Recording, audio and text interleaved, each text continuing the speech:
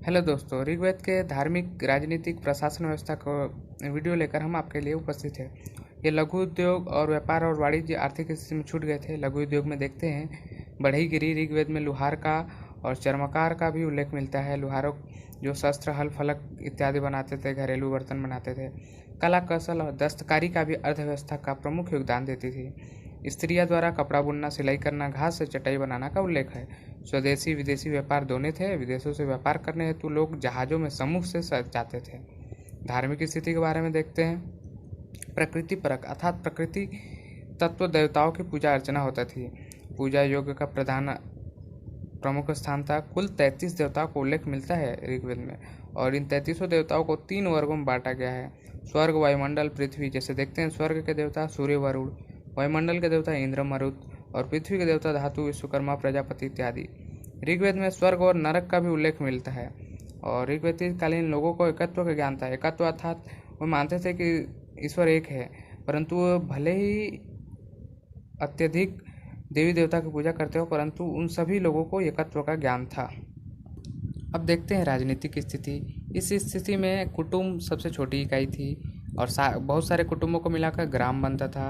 और ग्रामीण जो होता था, ग्राम का एकमात्र प्रशासनिक अधिकारी होता था। बहुत सारे ग्राम मिलकर विस इसका एकमात्र अधिकारी, विस्पति इसका अधिकारी कहलाता था।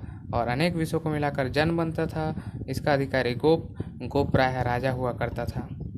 देश या राज्य को राष्ट्र कहते थे। इससे संघात्मक सरकार का आभास होता है उस समय।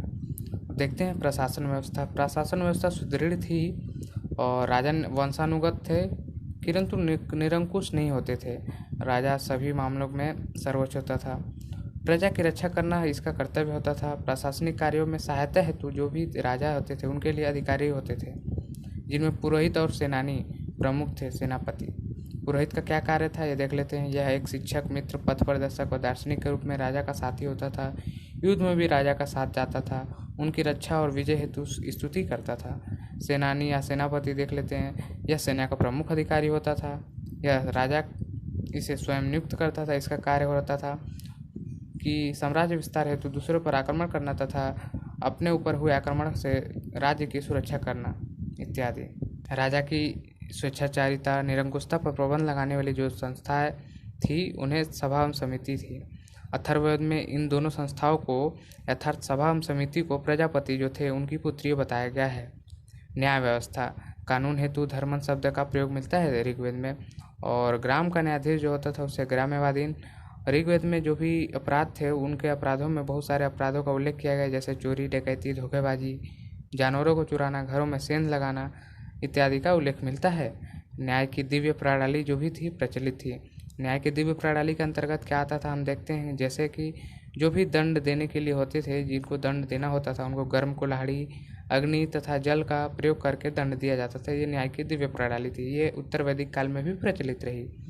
और ऋण न चुकाने पर ऋण लेने वाले व्यक्ति को दास्ता करनी पड़ती थी, जिससे वो ऋण लेता था जिसके से वह अपना पैसा मांगे रहता था, उधारी लिया रहता था। अगर न चुका पाता था तो उसके यहाँ उसको दास बनकर काम करना पड़ता था।